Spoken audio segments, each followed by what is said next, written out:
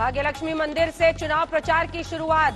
हैदराबाद को भाग्यनगर बना देने का वादा ये था। और आपने सुना भी, हिंदू हृदय सम्राट नरेंद्र मोदी का जिक्र वहां पर तेजस्वी सूर्या सांसद बीजेपी के कर रहे थे। कुल मिलाकर हैदराबाद के ये म्यूनिसिपल चुनाव की इतनी बड़ी कवरेज आप इसीलिए देख रहे हैं क्योंकि ये गढ़ बन गया है ध्रुवीकरण की राजनीति। और जो रुझान है इस वक्त के वो आपके सामने टेलीविजन स्क्रीन पर हम दिखा रहे हैं ग्राफिक्स के जरिए। 88 सीटों पर अभी तक बीजेपी को बढ़त दिख रही है। 139 रुझान 150 सीटों में से आ चुके हैं। टीआरएस को 33 सीटों पर बढ़त है, जो पिछली बार लगभग 99 सीटों पर जीत चुकी थी। एआईएमआईएम 44 सीटें पिछली बार जीतने वाली पार्टी, इस बार 17 सीटों पर बढ़त है। और कांग्रेस को केवल 1 सीट पर अभी तक बढ़त दिख रही है, अन्यों का खाता नहीं खुला।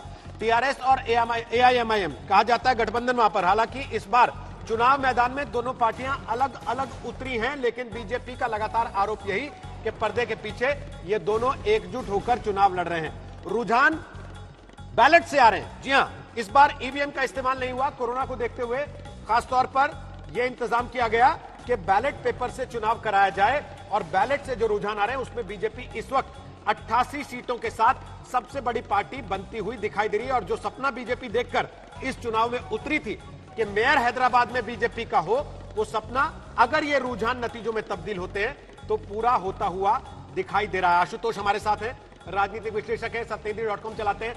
हमारे साथ प्रोफेसर संगीत रागी हैं, दिल्ली यूनिवर्सिटी में पढ़ाते हैं, पॉलिटिकल साइंस, राष्ट्रीय स्वयंसेवक संघ से जुड़े हैं। हमारे साथ संजय कुमार हैं, सेफोलॉजिस्ट हैं, जाने माने, अक्सर आप उनको आज तक पर देखते सुनते हैं। हमारे साथ संबित पात्रा इस वक्त आ रहे हैं, वो बीजेपी के नेता और प्रवक्ता हैं। इसके साथ ही और मेहमान जैसे जैसे जुड़ेंगे हम आपका उनसे परिचय कराते चलेंगे। चित्रा त्रिपाठी हैदराबाद में मौजूद है और आशुतोष मिश्रा हमारे सहयोगी हैदराबाद में इस समय लाइव हमारे साथ मौजूद हैं। आइए आपको सीधे लिए चलते हैं इस वक्त डॉक्टर पात्रा के पास। डॉक्टर पात्रा, अभी तक के रुझान तो अच्छे संकेत दे रहे हैं, लेकिन लड्डू और मिठाई में थोड़ा सा इंतजार करना होगा। सवाल यह है कि हैदराबाद के इस चुनाव के जरिए क्या हासिल करना चाह रही है भारतीय जनता पार्टी की आप लोगों ने इस तरह की ताकत झोंकी है म्यूनिसिपल चुनाव में? देखिए अंजना जी, आपने बिल्कुल सही कहा कि संयम हमको बिल्कुल धरना चाहिए, संयम रखना चाहिए और अभी मिठाई लड्डू नहीं, अभी इंतजार करना चाहिए। मगर जिस प्रकार के रुझान दिख रहे हैं ये अपने आप में बहुत बड़ा संदेश देता है। आप देखिए पूरे तेलंगाना की, मैं केवल हैदराबाद का नहीं कहता हूं, तेलंगाना के भाग्य का उदय भाग्यनगर से ही होगा, ये आज इंगित हो रहा है। दुब्बक में जो बाइपोल हुए थे उसके जो नतीजे आए थे, याद करिए दुब्बक गढ़ होता है केसीआर का, केसीआर जी का होम कॉन्स्टिट्यूएंसी है। अब जब बाइपोल हुए थे बिहार के चुनाव के समय, दुब्बक में जो जीत हासिल हुई उसने हमारे मनोबल को बहुत ऊपर किया है। उसके बाद ये ग्रेटर हैदराबाद म्युनिसिपल काउंसिल के इलेक्शन में, कॉर्पोरेशन के इलेक्शन में जिस प्रकार हम आगे बढ़ रहे हैं, 2023 में असेंबली के जो चुनाव आने वाले हैं, आज ये बिगुल, ये जो आज शुरुआत हुई है उसका अंजाम क्या होने वाला है, आज मैं ये आपके सामने ऐलान करना चाहता हूं कि 2023 में बीजेपी की सरकार तेलंगाना में बनेगी। कर्नाटक के अलावा हम तेलंगाना में भी अपना सरकार बनाएंगे, ये एक बहुत बड़ा संदेश है। ठीक है, दूसरा बहुत बड़ा संदेश 2023 के विधानसभा चुनाव पर आपकी नजर है डॉक्टर साहब, वो समझ में आ रहा है, लेकिन सवाल यही है कि ओवैसी का बॉक्सिंग रिंग चूज करके आपने एक बहुत ही ऐसी फील्ड को चूज किया है जहां पर आपको लग रहा है कि एक दूसरे के पूरक हैं आप, जब बात धार्मिक पहचान की राजनीति की होती है। देखिए अंजना जी, इसमें कौन किसका पूरक है मैं समझाता हूं, और जो लोकल राजनीति वहां समझते हैं, आशुतोष जी भी थे जब मैं वहां गया था, वो आपको बता पाएंगे। लोकल राजनीति में केसीआर और ये जो टीआरएस पार्टी उनकी है, वो और एमआईएम एक दूसरे के पूरक है, और ये फैमिली और फ्रेंड के नाम से, दोस्त और परिवार के नाम से वहां जाने जाते हैं। और पूरक ऐसे हैं जिसको कि अमित शाह जी ने बहुत अच्छे तरीके से बताया कि कमरे के अंदर इलू इलू, पहले तो इनकी शादी हो चुकी थी, फिर ये निकाहनामा और तलाक करने की एक्टिंग कर रहे थे, मगर रूम के अंदर इलू इलू कर रहे थे। अब देखिए यहां पर मेयर चुनने का जो प्रोसेस होता है ये एक इलेक्टोरल कॉलेज का प्रोसेस होता है, अर्थात एमएलए एमपी सब वोट करेंगे। अब देखना है कि ये रूम के अंदर इलू इलू से रूम के बाहर आके इलेक्टोरल कॉलेज में पुनः निकाह करते हैं या निकाह नहीं करते हैं। लेकिन डॉक्टर पात्रा, ये जो इहू इहू चलता है आपका ओवैसी के साथ, उससे आपको फायदा हो जाता है। जो आई हेट यू करते रहते हैं आप लोग पब्लिकली, उससे आपको फायदा हो जाता है। तो कौन कहता है इनको ये अपना गठबंधन ना करे ना? हमने कहा था केसीआर जी को और टीआरएस को कि ये गठबंधन करे, एमआईएम से। 10 सालों तक हमने कहा था कांग्रेस पार्टी से कि वो गठबंधन में रहे एमआईएम के साथ। मेरा सवाल कुछ और है सर। मेरा सवाल यह है कि जो आप लोग पब्लिकली इहू करते हैं ओवैसी के लिए, आई हेट यू, उससे आपको फायदा हो जाता है। और आशुतोष जी जोड़ रहे हैं कि प्राइवेटली इलू है। मैं बताता हूं क्यों फायदा होता है। नहीं, मैं बताता हूं क्यों फायदा होता है।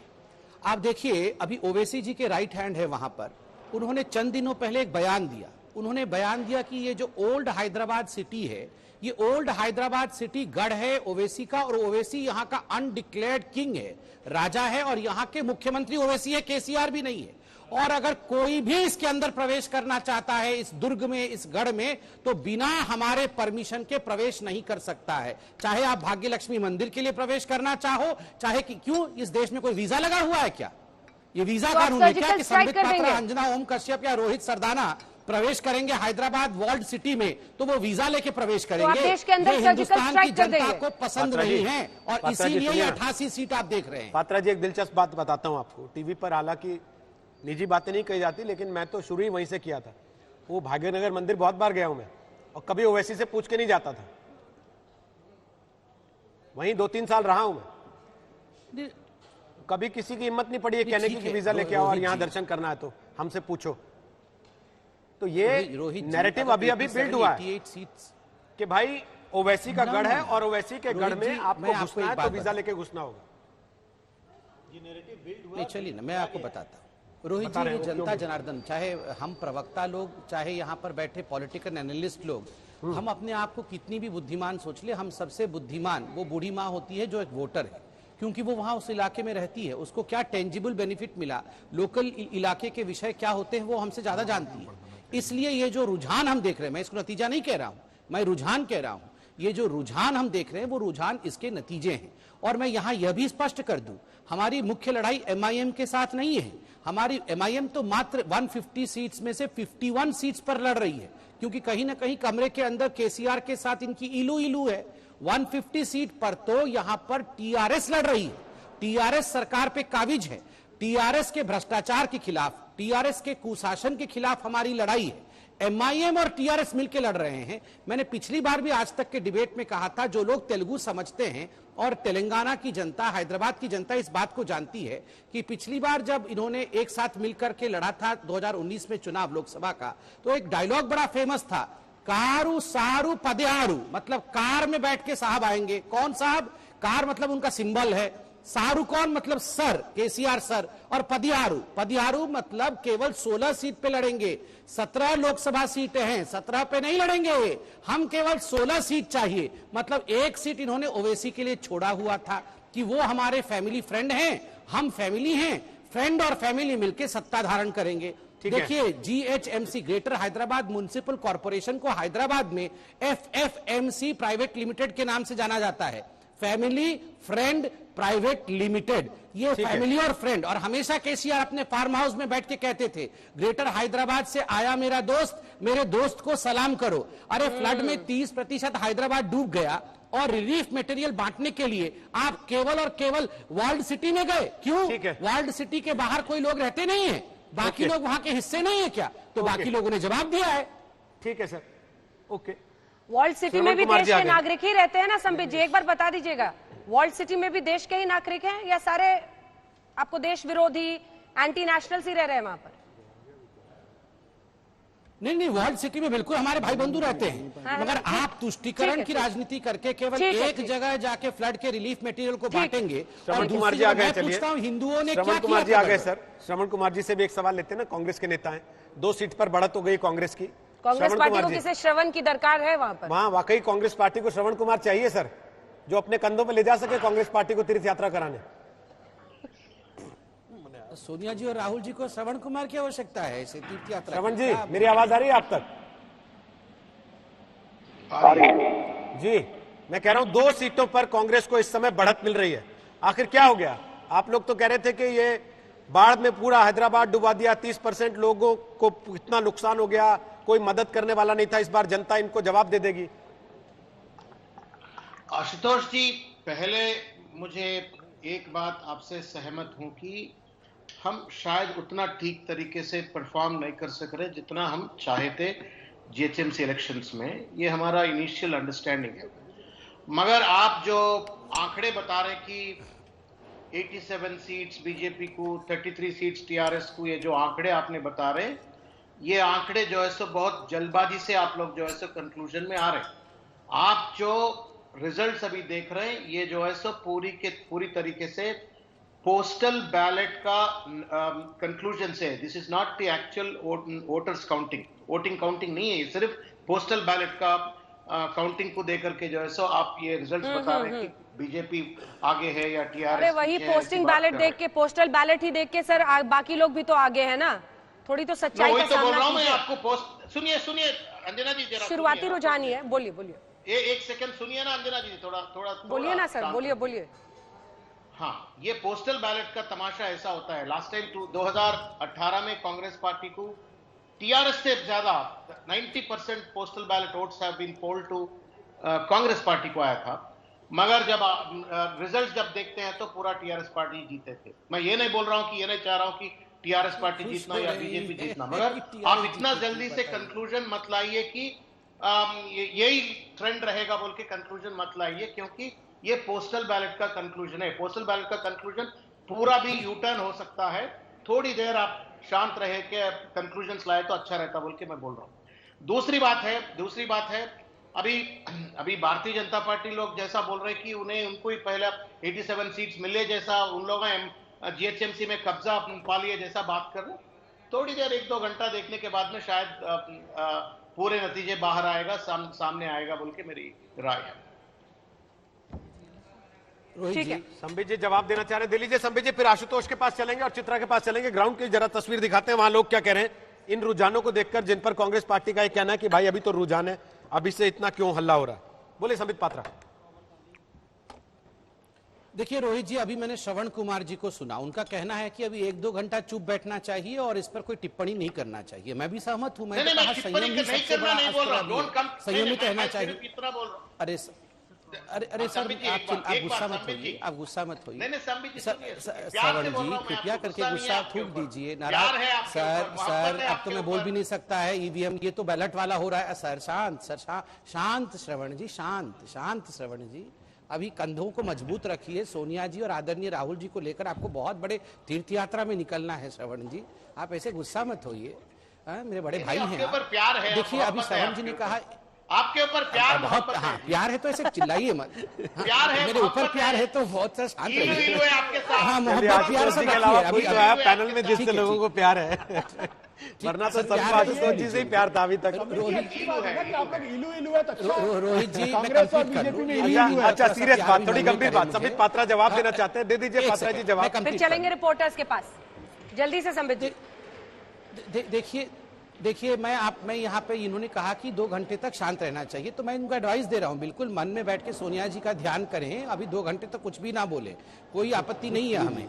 मगर देखिए मैं खुद गया था, मैं हैदराबाद गया था, वहां रहा भी था, तो वहां मैं जब एडिटर्स से मिला, इंक्लूडिंग आप लोगों के भी एडिटर्स से वहां मिला, रेसिडेंट एडिटर्स से, उनका एक विषय था कि अब हम लोकल चैनल में कांग्रेस के प्रवक्ताओं को नहीं बुलाते हैं, क्योंकि वहां कांग्रेस की इतनी दयनीय स्थिति हो गई है कि उनके पॉलिटिकल आइडिया की आवश्यकता नहीं है। मैं मानता हूं ये ऑपोजिशन का नहीं होना अच्छी बात नहीं है, मैं मानता हूं कि सबके लिए स्पेस होना चाहिए, मगर कांग्रेस जो कभी राज करती थी, कांग्रेस जो कभी पूरे कंबाइंड आंध्र प्रदेश के ऊपर उनकी सत्ता थी, आज कांग्रेस की हालत देखिए, उसके लिए कांग्रेस ही जिम्मेदार है, हम जिम्मेदार नहीं है। और पिछली बार भी उनकी 1 सीट थी, अभी देखिए कि क्या सीट होता है, कुछ दिनों के बाद मालूम पड़ेगा। मगर यही कांग्रेस पार्टी 9 वर्षों तक ओवैसी जी के साथ थी, जो आज हमारे ऊपर उंगली उठा रही है। 9 वर्षों तक, 2004 से 2013 तक कांग्रेस पार्टी ओवैसी जी की पार्टनर और अलायंस साथी थी। ठीक सर, ओके, चित्रा त्रिपाठी के पास चल रहे हैं एक बार सर। श्रवण जी थोड़ा सा देखिए, धूप में खड़े रिपोर्टर ना, चार मीनार पे आपको पता है इस समय मौसम कैसा हो रहा है, यहाँ दिल्ली में तो फिर भी ठंडक है, चार मीनार में देखिए कितनी तेज धूप है। आशुतोष वहां बैठे बीजेपी दफ्तर में, वहां पर नेता बार बार सोच रहे हैं कि भाई हमने चुनाव में इतना पसीना बहाया, संबित जी तो 2 बार आए थे, आज पूरी चर्चा उन्हीं से हो रही है, हमसे कोई चर्चा नहीं कर रहा। एक बार उनके पास भी चलने दीजिए। चित्रा त्रिपाठी जरा बताइए वहां का हाल क्या है इस वक्त, क्योंकि 87 सीटों पर रुझानों में बीजेपी को बढ़त दिख रही है। ये अपने आप में देखिए बहुत बड़ी कामयाबी है। हालांकि शुरुआती रुझान है, लेकिन भारतीय जनता पार्टी के लिए कम से कम एक बहुत अच्छी खबर के रूप में और एक बड़े संकेत के रूप में सामने आया है। चार मीनार पर आपको बता दें दिन बढ़ता हुआ चला जा रहा है। राजधानी दिल्ली में भले ही इस वक्त ठंड पड़ी हो, लेकिन यहाँ पर बहुत तेज धूप पड़ रही है। मेरे पीछे ये चार मीनार, और इसको देखने के लिए यहाँ पर आपको बता दें कि हालांकि ये कोरोना काल है, उसके बावजूद लोगों की तादाद बढ़ती हुई चली जा रही है। मैं चलूंगी भाग्य लक्ष्मी मंदिर, जरा आइए हमारे कैमरा पर्सन, उनको लेकर हम चलेंगे, आलोक दास जी को। भाग्य लक्ष्मी मंदिर देखिए, ये चार मीनार है और बिल्कुल उसी से सटा हुआ ये अस्थायी भाग्य लक्ष्मी मंदिर है। 2012 में इसको आंध्र प्रदेश के हाईकोर्ट की ओर से स्थायी निर्माण पर रोक लगा दी गई थी, क्योंकि उस समय काफी ज्यादा कंट्रोवर्सी हो गई थी और बीजेपी इसी मंदिर को लेकर आगे बढ़ना चाहती है। देखिए यहाँ पर बताते 32% से ज्यादा अगर ग्रेटर हैदराबाद नगर निगम की बात करें तो मुस्लिम यहाँ पर वोटर्स की तादाद है, जबकि इसके अलावा 60% से ज्यादा हिंदू वोटर्स हैं। तो हिंदुओं को पोलराइज करने के, ध्रुवीकरण के जरिए अपने पक्ष में लाने की बीजेपी की ये कोशिश, और कम से कम ये जो शुरुआती अभी तक के रुझान है वो इस ओर संकेत कर रहे हैं। आज शुक्रवार का दिन है, पॉलिटिकली कौन शुक्र मनाएगा, कौन उदास होकर घर जाएगा, इसके लिए तो थोड़ा इंतजार करना होगा। लेकिन शुक्रवार को माता लक्ष्मी की पूजा पाठ के लिए काफी ज्यादा खास माना जाता है। महिलाएं भारी तादाद में, आप जैसा कि देख पा रही हैं, यहाँ पर दर्शन पूजन करने के लिए आई हुई हैं और हैदराबाद के अलग अलग हिस्सों से, चाहे दिलसुख नगर हो, वनस्थलीपुरम हो, तमाम दूसरी जगहों से लोग यहाँ पर पहुंचे हुए हैं। और यकीनन आप यहाँ पर लोगों से बातचीत कीजिएगा तो भाग्य लक्ष्मी मंदिर के बाहर ज्यादातर आपको बीजेपी के सपोर्टर मिलेंगे। थोड़ा आगे जाइएगा चार मीनार के आसपास, वहां पर आपको एमआईएम के सपोर्टर मिलेंगे और उसके आगे आपको बता दें ये बड़ी सी मस्जिद दिखाई दे रही है, वहां पर आप जाएंगे तो इस मस्जिद के आसपास आगे के इलाके में टीआरएस के सपोर्टर मिल जाएंगे। लेकिन बीजेपी के लिए अच्छी खबर है, यहाँ पर बातचीत करते हैं कुछ लोग हैदराबाद के ही हैं। कहाँ के रहने वाले हैं आप? मैं हैदराबाद का ही हूँ। कहाँ पे? हैदराबाद से? ये बहादुरपुरा। किसका जोर चल रहा है? रिजल्ट आ रहे हैं, बीजेपी बढ़त बनाए हुए है। I love you Modi, I love you Owaisi. I love you Modi और ओवैसी, दोनों लोगों का लव कैसे चलेगा साथ में? नहीं, ये दोनों ही है, बाकी सब बीच में छोटे मोटे चलते रहते हैं। हैदराबाद के लिए कौन? ओवैसी साहब को दिल से लाइक करते हैं अपन, और केसीआर मोदी साहब तो पूरा दुनिया का फेमस है। अच्छा, मतलब मोदी भी पसंद है, वैसे भी पसंद है। आप बताइए। बिल्कुल, हाँ जी, मोदी बहुत बढ़िया है। मोदी जी पसंद है? बहुत पसंद है। ये कह रहे हैं उनको मोदी जी और वैसे दोनों पसंद है? नहीं, हाँ दोनों पसंद है। दोनों पसंद। हैदराबाद के लिए कौन अच्छा है ये बताइए? हैदराबाद के लिए हमारे को दोनों मिलके ही अच्छा लगता है। नहीं, आप इनको मत सिखाइए बोलने के लिए। आप बताइए किसका जोर चल रहा है यहाँ पर? आप हैदराबाद से हैं? जी, हैदराबाद धूलपेट का रहने वाला हूँ। अच्छा, किसका जोर चल रहा है? सिंह एमएलए है ना। अभी बीजेपी आगे बढ़ रही है तो क्या लग रहा है, जीतेगी यहाँ पर, मेयर बनवाएगी अपना? जी 99% तो बीजेपी का ही दिख रहा। बीजेपी का लग रहा है 99% यहाँ पर दिख रहा ज्यादातर क्रेज ज्यादा। से आपको भी लग रहा है बीजेपी का क्रेज बढ़ गया है? बीजेपी आना चाहिए। बीजेपी ने ऐसा क्या किया है कि बीजेपी आनी चाहिए? बीजेपी जो है सब भारत देश में अच्छा काम कर रही है। हाँ। और यहाँ पे बीजेपी मेरे ख्याल से आना ही चाहिए। बीजेपी आना चाहिए। यहाँ पर देखिए भाग्य लक्ष्मी मंदिर के बाहर जो बीजेपी का भाग्य है वो ज्यादा चमकता हुआ दिखाई दे रहा है।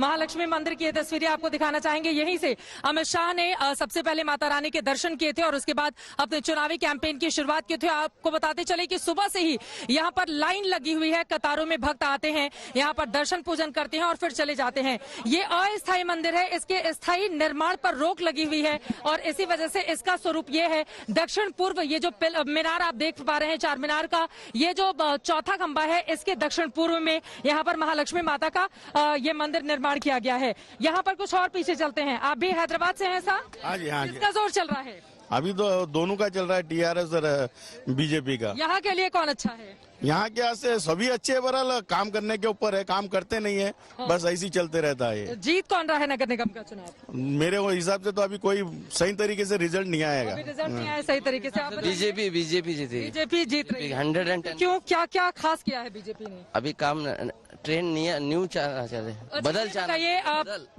हैदराबाद का नाम बदलने की बात भी बीजेपी की ओर से की गई है। होना चाहिए हैदराबाद नाम 100%, 110%। हैदराबाद का नाम बदल जाएगा तो क्या हो जाएगा?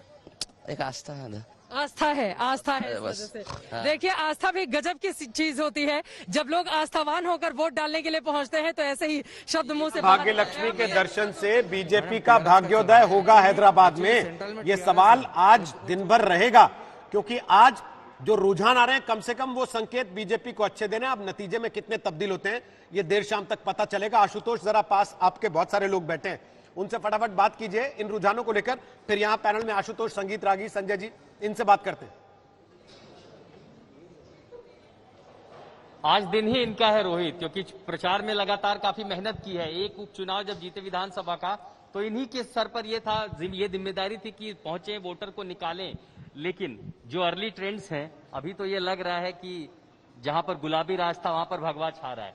ये अर्ली ट्रेंड्स आगे बढ़ेंगे क्योंकि अभी तो असली बैलेट खुलने बाकी है। डेफिनेटली जो बता रहे स्टैटिस्टिक्स, जो अभी लीड हो रहा है वही कंटिन्यू होता है, जो कोई मसला नहीं है। जो टीआरएस को, एमआईएम को बहुत बड़ा लेसन बताने के लिए सारे हैदराबाद नया जवानों, इंटेलेक्चुअल, सारे कम्युनिटी भी तैयार है। श्रीनिवास रेड्डी साहब, आप तो चुनाव को और नजदीक से देखा है आपने। 15 दिन के अंदर की तैयारी और लास्ट आखिरी के एक सप्ताह में बड़े नेताओं को उतार के बीजेपी ने संकेत क्या दिया? आपका यहाँ रियल एनिमी जिसको कहा जाता पॉलिटिकल, वो बीजेपी, वो टीआरएस थी या ओवैसी थे? हमारा रियल एनिमी जो है टीआरएस एमआईएम कॉम्बिनेशन, जो विचारधारा पिछले 6 साल से लोगों में फैला हुआ है, वो विचारधारा को खत्म करने के लिए बीजेपी स्टेट लीडरशिप और सेंट्रल लीडरशिप एक डिटर्मिनेशन के साथ हैदराबाद म्युनिसिपल इलेक्शन चुनाव में आए। और उसके लिए की फैक्टर आपने ये सोचा कि पोलराइजेशन का फायदा मिलेगा? नहीं, ये पोलराइजेशन का मुद्दा नहीं है, ये डेवलपमेंट का मुद्दा था। ओल्ड सिटी का डेवलपमेंट का मुद्दा था, हैदराबाद का डेवलपमेंट का मुद्दा था। पिछले 6 साल से कुछ न करते हुए ये ऐसा एक गोबल्स पब्लिसिटी कर रहे थे कि हैदराबाद शहर इंटरनेशनल ब्रांड बन गए, बाकी हैदराबाद शहर में बेसिक इंफ्रास्ट्रक्चर भी पूरा खत्म कर दिए। ठीक है, आशुतोष लौटेंगे आपके पास, आशुतोष लौटेंगे। संजय जी, जल्दी से एक रिएक्शन आपसे। जिन्ना के अवतार है तेजस्वी सूर्या ने कहा था ओवैसी के लिए, संजय जी, तमाम क्या तरह वो पोलराइजेशन दिख रहा है? नहीं, तमाम तरह की बातें हुई। जब हम कैंपेन की बात करेंगे, आपने तेजस्वी सूर्या के स्टेटमेंट का जिक्र किया और तमाम लीडरों के भी स्टेटमेंट्स को देखेंगे तो तमाम तरह के आरोप लगाए गए और इन सब स्टेटमेंट का मुझे लगता है एक ही मकसद था कि हिंदू मुस्लिम वोट को पोलराइज किया जाए। आप देखिए, हैदराबाद में 52% हिंदू मतदाता हैं और अगर मुस्लिम मतदाताओं की तादाद देखें तो तकरीबन 42% हैं। तो ये बहुत एक तरह से फर्टाइल ग्राउंड है बीजेपी को एक तरह से अपनी पॉलिटिक्स करने के लिए। दोनों समुदाय के मतदाता बिल्कुल आमने सामने संख्या के दृष्टिकोण से सामने खड़े दिखाई पड़ते हैं, तो बहुत ही फर्टाइल ग्राउंड है। और मुझे लगता है जब से तेलंगाना बना तब से टीआरएस ऐसा लगता रहा कि तेलंगाना के लोगों की पहली पसंद है, उनका प्यार है। चर्चा इस बार हैदराबाद के म्युनिसिपल चुनाव का इसलिए है क्योंकि बीजेपी ने पूरी ताकत झोंक दी थी। बीजेपी अध्यक्ष जेपी नड्डा, यूपी के मुख्यमंत्री योगी आदित्यनाथ, देश के गृह मंत्री अमित शाह, सभी शीर्षस्थ नेता बीजेपी की तरफ से चुनावी मैदान में इसलिए उतरे थे क्योंकि यहां पर अगर हैदराबाद में आप देखें जनसंख्या के आधार पर तो लगभग 40 से 42% मुस्लिम मतदाता हैं। ऐसे में क्या ये वो गढ़ बन सकता था जिसमें ध्रुवीकरण की राजनीति का संयोग प्रयोग सब कुछ हो सके? इसी पर आप चर्चा भी लगातार देख रहे हैं। हम आपको दिखा रहे हैं 3 तस्वीरें। जेपी नड्डा ने दरअसल शुरुआत की थी और आपको एक बीच में असदुद्दीन ओवैसी भी अपने पेट स्टाइल में दिख रहे हैं, मोटरसाइकिल पर सवार होकर पुराने हैदराबाद की गलियों से गुजरते हुए वहां पर अपने मतदाताओं को बुलाते हुए। हम जेपी नड्डा की तस्वीरें आपको दिखा रहे हैं। 27 नवंबर को इन्होंने बाकायदा रोड शो करके जो सुर और समा बांधा था उसी के जरिए बीजेपी चुनाव में आगे बढ़ी। ब्रेक के पहले बात जहां हमने छोड़ी, क्या ये टीआरएस के साथ जो प्रेम रहा है तेलंगाना की जनता का, उससे मोह भंग की शुरुआत कही जा सकती है जेपी नड्डा ने? क्योंकि जब वहां प्रचार किया आशुतोष जी, तो उन्होंने कहा कि यहां से टीआरएस के अंत की शुरुआत होगी और बीजेपी तेलंगाना में अपनी मौजूदगी दर्ज कराने की शुरुआत करेगी यहां से। आपको लगता है कि ये प्रेम संबंध, ये इमोशनल अटैचमेंट तेलंगाना को लेकर जो टीआरएस के साथ लोगों का था उसमें सेंध लगेगी? मैं एक राइडर के साथ बात करूंगा क्योंकि अभी आपका जो रुझान है नतीजे नहीं हुए हैं। बिल्कुल ठीक बात। लेकिन 119 विधानसभा की सीटें तेलंगाना में हैं, 24 विधानसभा की सीटें इन जहां पे म्युनिसिपल एरिया है वहां पे है। इसका मतलब ऑलमोस्ट 20% आंध्र प्रदेश का चुनाव यहां हो रहा है। अगर ये किसी तरीके का रिफ्लेक्शन है तो निश्चित तौर पर टीआरएस के लिए खतरे की घंटी है, क्योंकि पिछले बार इसी म्युनिसिपल में उनकी 99 सीटें थी और 99 सीटें घटकर अगर आप 33, 34, 35 पर अगर आप आते हैं तो खतरे की घंटी है। दूसरी बात क्या है कि पूरे तेलंगाना के अंदर 12.7% मुस्लिम पॉपुलेशन है। इस और जैसे महबूब नगर का इलाका है या फिर रंगारेड्डी का इलाका है या आसपास का हैदराबाद का इलाका है, इन तमाम इलाकों में करीब 40% कॉन्स्टिट्यूएंसीज हैं जहां मुस्लिम प्रभावित करते हैं। इसका मतलब अगर बीजेपी अपने इसी प्लैंक पर आगे बढ़ती है और इसी तरीके से अगर अपना कैंपेन करती है तो टीआरएस के लिए 100% मैं कह सकता हूं खतरे की घंटी है। एक बार तस्वीर जरा दिखाएंगे हम कुछ ही देर में। डॉक्टर पात्रा, आपने अभी अभी ट्वीट किया है भाग्यनगर और लक्ष्मी जी की तस्वीर लगाई है। जेपी नड्डा ने पूरी ताकत झोंक दी थी, हम तस्वीरें भी उनकी लगातार दिखा रहे हैं, योगी आदित्यनाथ और अमित शाह जी के अलावा। सवाल यह है कि ओवैसी जी तो सेक्युलर हुए चले गए, उन्होंने तो 5 सीटें हिंदू उम्मीदवारों को भी दे दिया, लेकिन आपने एक भी मुस्लिम कैंडिडेट नहीं चुना और अब लक्ष्मी जी की तस्वीर लगा रहे हैं कहकर भाग्यनगर। लग रहा है जीत की तरफ बढ़ रहे हैं अभी से। देखिए अंजना जी, पहले तो मैं देखिए अंजना जी, पहले तो नरेंद्र मोदी जी का नेतृत्व और आदरणीय नड्डा जी ने जिस प्रकार का एक बहुत बड़ा कैंपेन वहां पर रचा था और जिस प्रकार की रचना उन्होंने हैदराबाद में हमारे राष्ट्रीय अध्यक्ष जगत प्रकाश नड्डा जी ने किया था और जिस प्रकार कंक्लूजन उसका अमित जी ने किया था, उसके नतीजे आज हम देख रहे हैं। देखिए सबसे बड़ी बात यहां है, आपने कहा कि ओवैसी जी सेक्युलर बन रहे हैं। ऐसा हो सकता है क्या? ऐसा हो सकता है क्या कि सूरज जो है वो चंद्रमा बन जाए? ऐसा कभी नहीं हो सकता है। जिसके पार्टी के नाम में ही, ये तो रोहित सरदाना जी और अंजना जी आप दोनों ही मुझे हमेशा बोलते हैं, जिसके पार्टी के नाम में ही मुसलमान हो, वो सेक्युलर कैसे हो सकता है? वो आपका एक भी मुस्लिम उम्मीदवार नहीं है, तो क्या हो गया? नहीं, भारतीय जनता पार्टी में हजारों मुस्लिम कार्यकर्ता हैं और कई 100 मुस्लिम उम्मीदवार हैं। पूरे हिंदुस्तान को लेके देखेंगे तो आप केवल हैदराबाद में भरोसा नहीं रखते। पूरे हम भारतीय, आप किसी के प्रतिनिधित्व में विश्वास नहीं रखते। देखिए अंजना जी, मैं तो इतना ही कहना चाहूंगा, ये तो पहले ईवीएम का रोना रोते थे, अब तो बैलेट में आ गए, अब ये हिंदू मुस्लिम का रोना रोएंगे। किसी ना किसी को तो पकड़ के इनको रोना ही है। अब ये बोलेंगे हाय हाय ये हिंदुओं ने हमें वोट नहीं दिया, अब मुसलमान और हिंदू को डिवाइड कर दिया, ये कुछ ना कुछ तो बोलना ही है इनको। मैं आपको कारण बताता हूं और आप किसी भी तेलंगाना के व्यक्ति से कारण पूछिए, हिंदू हो या मुसलमान। देखिए यहां जब फ्लड आए और 30% हैदराबाद पानी में डूब गया, लोगों की जिंदगी जीना दुभर हो गया। 10,000 रुपए हम प्रति परिवार को देंगे, ये प्रॉमिस केसीआर और टीआरएस की सरकार ने की कि हम 10,000 रुपए सबको देंगे। इन्होंने जाके तुष्टीकरण की, 2 चीजें की। उन्होंने कुछ ग्रेटर जो हैदराबाद है, जो वर्ल्ड सिटी है, वहां पर कुछ लोगों को 10,000 दिया और केवल अपने पार्टी के कार्यकर्ताओं को 10,000 दे दिया। जो लोग अफेक्टेड हुए थे, अगर वो किसी दूसरे धर्म के थे या केसीआर के फॉलोअर नहीं थे, कितने नेता पहुंचे थे वहां पर मदद करने के लिए? आप भी गए थे अभी प्रचार में, काफी दिन रहे हैं, हम लोगों ने दिखाया, आपको दिखाया था। एक बार जरा जेपी नड्डा ने जो कहा है पहले आपको सुना देते हैं, फिर वहीं से चर्चा आगे लिए चलेंगे। बीजेपी अध्यक्ष जेपी नड्डा जब चुनावी मैदान में उतरे यही म्युनिसिपल चुनाव के लिए हैदराबाद में, सुनिए क्या कह रहे थे। एस्टॉनिश्ड, मेरे आने के पहले यह कहा गया कि गली के चुनाव के लिए राष्ट्रीय अध्यक्ष आ रहा है। Now you understand the mentality, you understand the mentality of the leader. It is a disrespect to the electorate of Hyderabad. That is what we have to understand.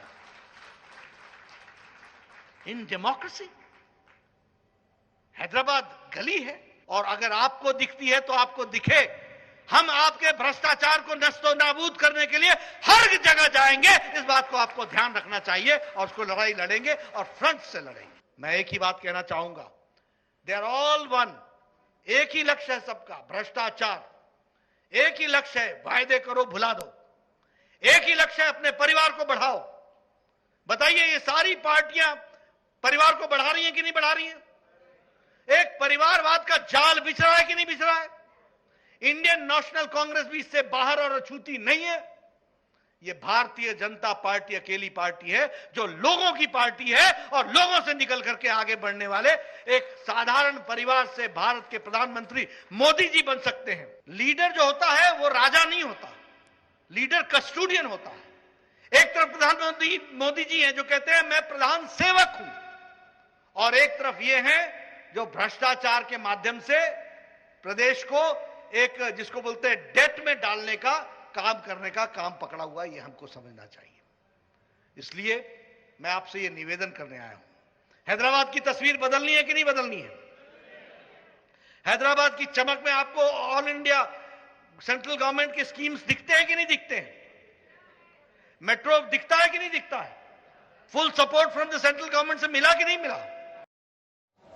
तो नरेंद्र मोदी वाले ही अंदाज में जेपी नड्डा की ये रैलियां, वहां के भाषण, और अगर याद हो बिहार चुनाव के बाद जो विजय जश्न बीजेपी के दफ्तर में मना, खासतौर पर प्रधानमंत्री नरेंद्र मोदी ने जेपी नड्डा का जिक्र किया और यह कहा कि नड्डा जी आप आगे बढ़ो, हम आपके साथ हैं। संजय जी, बिहार का चुनाव, उसका नतीजा बिहार में एनडीए की सरकार की वापसी, और अब ये ग्रेटर हैदराबाद म्युनिसिपल कॉर्पोरेशन का चुनाव जहां बीजेपी ने इतनी ताकत झोंकी और कहा कि हमको यहां से दरवाजा खोलना है, यहां अगर ये नतीजे में तब्दील हो जाता रुझान, तो ये जेपी नड्डा के लिए आप कैसे देखते हैं बतौर बीजेपी अध्यक्ष? बिल्कुल, जब से जेपी नड्डा बीजेपी के अध्यक्ष बने, एक मुश्किल चुनाव, लेकिन उन्होंने जीत हासिल की बिहार में, और अगर हैदराबाद में जिस तरह के रुझान आ रहे हैं और ये नतीजों में तब्दील हो जाते हैं तो ये बड़ी सफलता होगी। क्योंकि अगर आप 2016 के इन चुनावों को देखें, उसमें सिर्फ बीजेपी के पास 4 सीटें थी, टीआरएस के पास 99 सीटें थी और एआईएमआईएम के पास 44 सीटें थी। और ये इन रुझानों को देखें तो बीजेपी तकरीबन 80, 85, 88, तकरीबन 80 से 90 सीटों के बीच बढ़त बनाए हुए हैं। और अगर ये, जैसा बार बार हम कह रहे हैं, अगर ये रुझान नतीजों में बदल जाएं तो इससे बड़ी सक्सेस और क्या होगी बीजेपी के लिए, और इसका काफी श्रेय जेपी नड्डा जी को जाना चाहिए। मुझे लगता है कि ये इस बात को भी रिइंफोर्स करेगा कि जब जब high voltage election campaigning BJP करती है उनको नतीजा आता है। और ममता बनर्जी भी काफी इससे, क्योंकि जहां जहां मुस्लिम मतदाताओं का वोट परसेंटेज ज्यादा है, वहां पर अगर इस तरह का पोलराइजेशन और हाई वोल्टेज कैंपेन के जरिए बीजेपी नतीजों में तब्दील होने में अभी रुझानी है, बढ़ती है, तो ये एक संकेत पूरे देश की राजनीति के लिए होगा। मिस्टर रागी, देखिए, सबसे पहले तो मैं कहना चाहूंगा कि भाग्यनगर ने हैदराबाद को पराजित किया है। दूसरी बात, बंगाल के चुनाव के लिए यह बहुत इंपॉर्टेंट है। देखिए, ममता जी ने पिछले 10 साल के अंदर वहां पर जो काम किया है वो मुस्लिम मतदाताओं को गोलबंद करने का काम किया है। ऐसी स्थिति में जिस प्रकार से हैदराबाद के अंदर चुनाव का जो दिखा रहा है, पैटर्न दिख रहा है, उससे मुझे लगता है कि हिंदुओं में एक भावना आ रही है इसे कि भाई हम जब तक एकजुट नहीं होते हैं, गोलबंद नहीं होते हैं, तब तक जो बाकी पार्टियां हैं वो मुस्लिम तुष्टीकरण के अभियान को जारी रखेंगी। तो मुझे लगता है कि इस चुनाव का असर सिर्फ यहीं तक सीमित नहीं रहेगा, ये आने वाले चुनाव में केरल के चुनाव को भी ये प्रभावित करेगा, तमिलनाडु के चुनाव को भी प्रभावित करेगा, सदर्न स्टेट्स हैदराबाद के साथ साथ आंध्र प्रदेश की राजनीति को ये निश्चित तौर पर प्रभावित करने वाला है। और बंगाल में तो आपको देखिएगा, मेरा मानना है यह एक ऐतिहासिक चुनाव होने वाला है बंगाल में, क्योंकि बंगाल की धरती पे जिस प्रकार से रेडिकलाइजेशन हुआ है पिछले 50 साल के अंतर्गत, जिस प्रकार से 130 ऐसी कॉन्स्टिट्यूएंसी है जहां बांग्लादेशियों के इन्फिल्ट्रेशन को ने पूरी वहां की रिलीजियस डेमोग्राफी बदल दी है और पॉलिटिकल पार्टियां उनको जस्टिफाई कर रही हैं। भाई, यहां तो असदुद्दीन ओवैसी सामने खड़े हैं, दाढ़ी है उनकी, टोपी लगाते हैं, बतौर प्रतीक उनको एस्टैब्लिश करने में आपको या बीजेपी को बड़ी दिक्कत नहीं होती।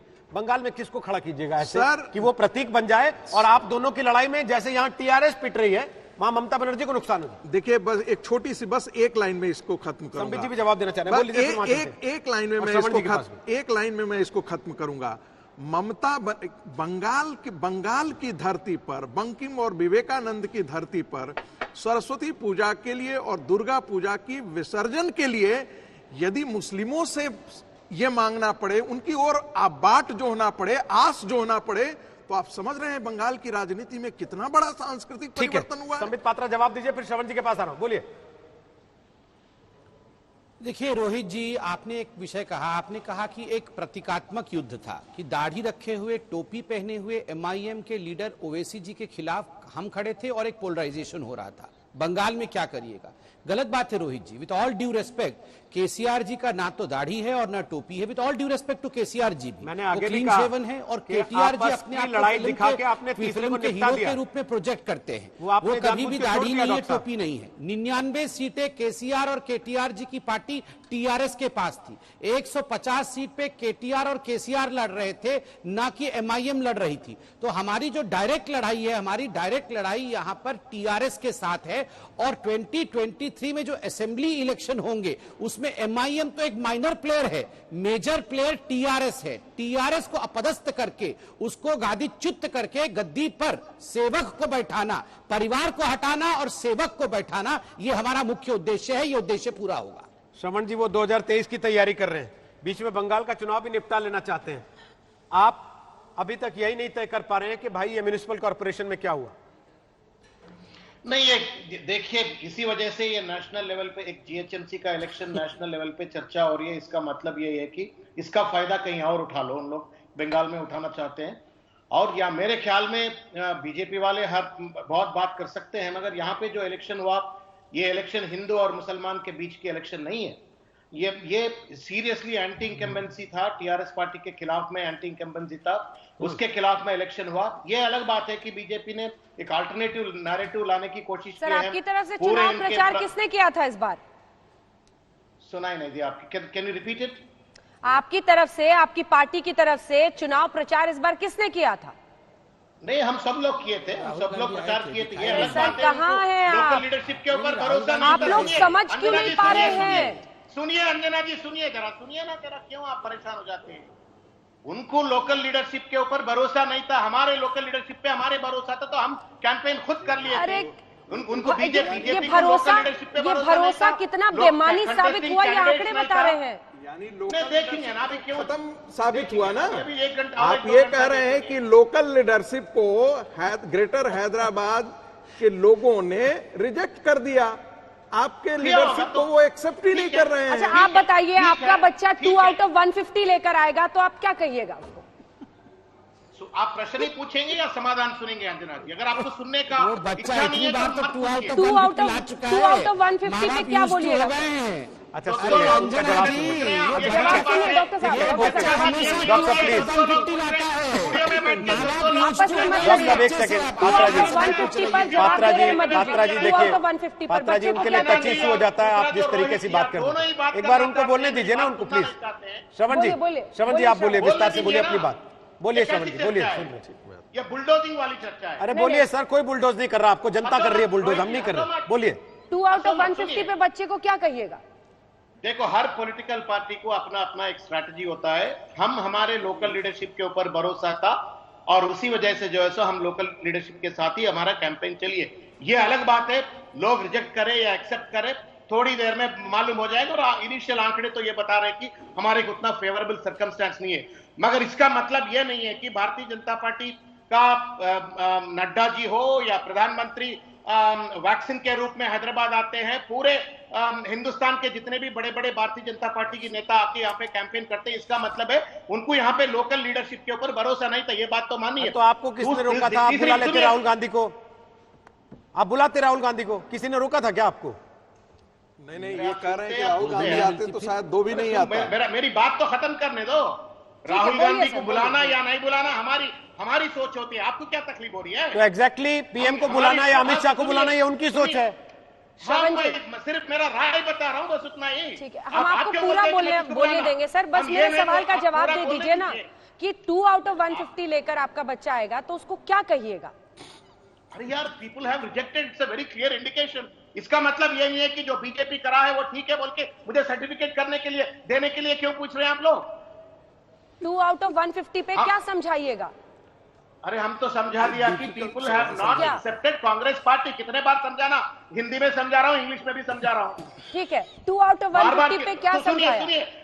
सुनिए, अरे सुनिए मेरी Anjana ji, if you have patience to listen to me, please allow me to complete. Sir अभी भी आप चलिए। 2 out of 150 is the initial result. It clearly indicates that people of Hyderabad have not accepted Congress party. Number 1. हाँ, दो में 150 में 2 seat का जो रिजल्ट यहां पे बताया गया है, इसका मतलब यह है कि कांग्रेस पार्टी को ग्रेटर हैदराबाद में लोग जो है सो रिजेक्ट किया है या नहीं तो एक्सेप्ट नहीं किया है। यह बात साफ है। दूसरी बात है, आप बोल रहे थे राहुल गांधी को क्यों ना लाए। हम राहुल गांधी को लाना या नहीं लाना वो हमारी पार्टी का सोच है, विचार है, मगर डेमोक्रेसी में हमको दूसरे पार्टी के ऊपर कमेंट करने का भी जिम्मेदारी होती है, हक भी बनती है। भारतीय जनता पार्टी ने नड्डा जी से लेकर के नरेंद्र मोदी जी को बायोटेक कंपनी का वैक्सीन के नाम पर जो है सो ला करके यहाँ पे पूरे उन लोगों का बड़े बड़े लीडर पूरे जो है यहाँ पे कैंपेन किए हैं। उसका नतीजा उनको अगर पॉजिटिव मिले तो मिले होगा, मगर एक बात मैं सहमत नहीं हूं, ये हिंदू मुस्लिम का लड़ाई नहीं है। ठीक है, ताकि ये लोग जो है सो हिंदू मुस्लिम का डॉक्टर लड़ाई संबित पात्रा, बिहार में आप कहते हैं कि टीका मुफ्त देंगे अगर आप चुनाव जीतेंगे। ठीक है, आप ही का सवाल उनसे पूछ रही हूँ ना, जवाब भी। तो यहाँ पर भारत बायोटेक प्रधानमंत्री पहुंचते हैं, कोवैक्सीन जो वैक्सीन वहां पर 3rd ट्रायल में है इस वक्त, क्लिनिकल ट्रायल 3rd फेज में है, और आप अपना प्रचार करते हैं इस महामारी के सहारे। देखिए, अहमदाबाद भी गए, पुणे भी गए, हैदराबाद भी गए, और आज भी मीटिंग ले रहे हैं जब हम ये डिबेट कर रहे हैं। प्लीज मैं एक रिक्वेस्ट करूंगा कि कम से कम कोरोना और प्रधानमंत्री जी के वैक्सीन के विषय को राजनीति का विषय ना बनाया जाए। और हम में से किसी भी नेता ने, अच्छा, आप चुनाव में पोस्टर लगा दें, आदरणीय अमित जी ने, तो राजनीति का विषय नहीं है। प्रधानमंत्री हम सवाल पूछ दे तो राजनीति का विषय नहीं, वैक्सीन वाले विषय। ये क्या बात हुई? मतलब आप चुनाव में कहें कि हम फ्री बांटेंगे तो वो राजनीति का विषय नहीं है, लेकिन हम आपसे सवाल पूछ दें कि भाई चुनाव में क्यों बांट रहे हो, तो वो राजनीति का विषय हो गया। नहीं, कोई बात नहीं, आपका अधिकार है, मैं जवाब दे रहा हूं ना, मैं जवाब दे रहा हूं। तो प्रधानमंत्री का हैदराबाद वाला दौरा, आप उसको राजनीति से बाहर रखिए, मगर अगर आप अंदर भी रखना चाहते हैं कि चलिए प्रधानमंत्री के 20 सेकंड के दर्शन से लोगों को इतना प्रभाव पड़ा लोगों के ऊपर कि लोगों ने बहुमत दे दी बीजेपी को, तो स्वाभाविक है जो कांग्रेस कहती है प्रधानमंत्री का कोई प्रभाव नहीं है, वो गलत है। आप प्रधानमंत्री के 20 सेकंड का प्रभाव देखिए कितना बड़ा है। दूसरी बात, अंजना जी, आपने 10 बार मेरे बड़े भाई को ऐसे उनके ऊपर रैगिंग किया पूछकर कि आपका बच्चा 2 आउट ऑफ 150 लाएगा तो क्या कहेंगे? अरे 2014 से ही वो बच्चा 2 आउट ऑफ 150 ला रहा है, और ये लोग जानते हैं कि हमारा बच्चा 2 आउट ऑफ 150 ला रहा है। ये तब से 2014 से ही बोल रहे हैं कि ट्यूशन मास्टर खराब है, पेंसिल टूट गया है, ये क्वेश्चन पेपर छीन के पहले ले गया था, बाकी लोगों को 3 घंटा दिया, हमारे बच्चे को 1 घंटा दिया, उसके बेल पहले बज गया, बच्चे को बेल की आवाज पहले सुनाई दी, बच्चे को बाथरूम जाना था इसलिए 2 आउट ऑफ 150 आया है। ये कभी बच्चे की गलती बोल रहे हैं क्या? ये 2014 से ही बच्चे की गलती नहीं बोल रहे हैं। सवाल था और उसी सवाल अंजना जी वो जवाब दे रहे हैं। Anjana ji, can you give me a second? इशारा कर रहे हैं कि हमारे श्रवण कुमार जी नाराज हो गए थे उससे। आप बता ही नहीं रहे हैं कि आप बच्चे को क्या समझाएंगे अगली बार के लिए।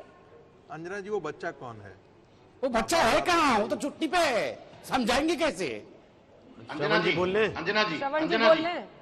हाँ, बोलिए देखो, संबित जी को शायद संबित जी को बोलिए। श्रवण जी, आपका बच्चा है, सुनिए, जीत में विनम्रता होनी चाहिए। संबित जी, इतना अहंकारी मत बनो। विनम्रता है, आप मेरे बड़े भाई हैं। विनम्रता नहीं है आपको, आपका विनम्रता नहीं है, आपको विनम्रता नहीं है, आप अहंकारी हैं। I also like you. Sorry to tell you that you are arrogant. No, Shravan ji, you are a very good man. You are a very good man. I respect you. I like you. But अब ये सवाल तो अंजना जी ने पूछा, बच्चा को क्या बोलेंगे, मेरी गलती क्या है? झूठ के ऊपर मेरे पे क्यों गुस्सा हो रहा है? ठीक है, श्रवण जी जवाब दे रहे हैं। संबित जी जवाब। नहीं, मैं कोई झूठ नहीं बोल रहा हूँ। You are a good man, ये झूठ है क्या? मैंने कहा you are a good man, ये झूठ है क्या? श्रवण जी की आवाज नहीं आ रही, ऑडियो। श्रवण जी बोलिए श्रवण जी बोलिए सर बोलिए। मेरा एक गुजारिश है हमारे संबित भाई से कि जीत में विनम्रता बढ़नी चाहिए, अहंकार नहीं। थोड़ा अहंकार कम कीजिए मेरे भाई, चाहे वो आप जीतो या हारो, मगर इतना अहंकार ठीक नहीं होगा। क्वेश्चन जो था वो अंजना जी ने पूछा था, 2 आउट ऑफ 150 वाला मैंने नहीं पूछा था। नहीं, सुनिए ना, जरा सब्र रखिए, थोड़ा सुनिए ना। ये जो बात है, आपने भ्रष्टाचार के खिलाफ तेलंगाना में लड़ा बोल के जो बात कहे थे, दरअसल ये झूठ है। पिछले 7 साल में ये सब कुछ झूठ है, तो ये 83 सीट भी झूठ है, सब कुछ झूठ है, तो फिर क्या सच है? ये आपका जो 2 दिखा रहा है, ये 2 सच है या झूठ है, पहले ये बताइए। अभी रुझान है, थोड़ा सा इंतजार करना होगा। यहाँ पर यही अहंकार है आपका, यही झगड़े मत, कोई बात नहीं, हो गया, बड़ी देर से हो रहा है। श्रवण जी देखिए क्या है ना, नहीं ठीक है सर, ओके, झगड़ा नहीं करते, एक चीज बता देते हैं, थोड़ा आपको भी सुन के अच्छा लगेगा। देखिए, रुझान बदल रहा है। 39 सीट पर टीआरएस आगे हो गई है, बीजेपी अब 83 सीट पर आगे है, एआईएमआईएम 17 पर ही कायम है और कांग्रेस 2 पर कायम है। 150 में से 141 सीटों के ये रुझान है, अभी 9 सीटों के और रुझान आने बाकी हैं। बीजेपी की जो बढ़त 88 दिख रही थी वो अब 83 हो गई है। और टीआरएस की जो बढ़त 33 दिख रही थी वो अब 39 हो गई है।